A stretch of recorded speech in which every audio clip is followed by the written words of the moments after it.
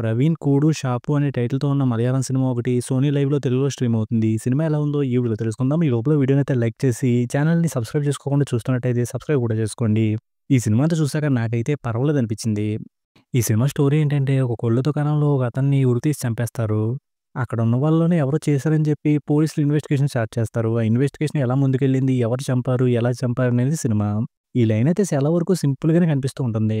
అలానే cinema screen play కూడా కొంచెం స్లోగానే ఉంటది. ఈ సినిమాలో చనిపోయినోడి గురించి మనకేమీ తెలీదు. అలాగే అతన్ని చంపడానికి ఎవరికెవరికి ఎలాంటి కారణాలున్నాయనే విషయాలు కూడా మనకు తెలీవు.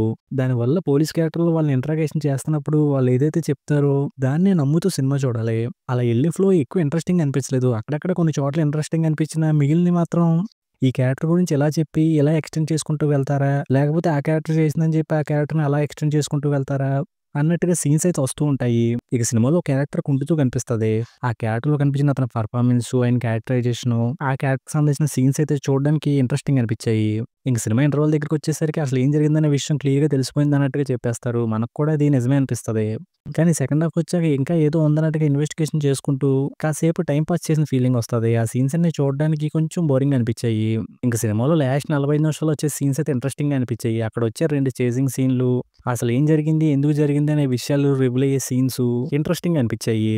ఇంకా చూసినప్పుడు సినిమాలో ఈ పాయింట్ నుంచి చెప్పాలనుకునే ఈ సినిమాని అలా ఎక్స్‌టెండ్ చేసుకుంటూ వచ్చారా అనిపించింది. ఇంక సినిమాలో మెయిన్ లీడ్‌గా చేసిన యాక్ట్రెస్ పెర్ఫార్మన్స్ అయితే బావుంది. అలాగే సినిమాలో బ్యాక్‌గ్రౌండ్ స్కోర్ కూడా బాగా అనిపించింది.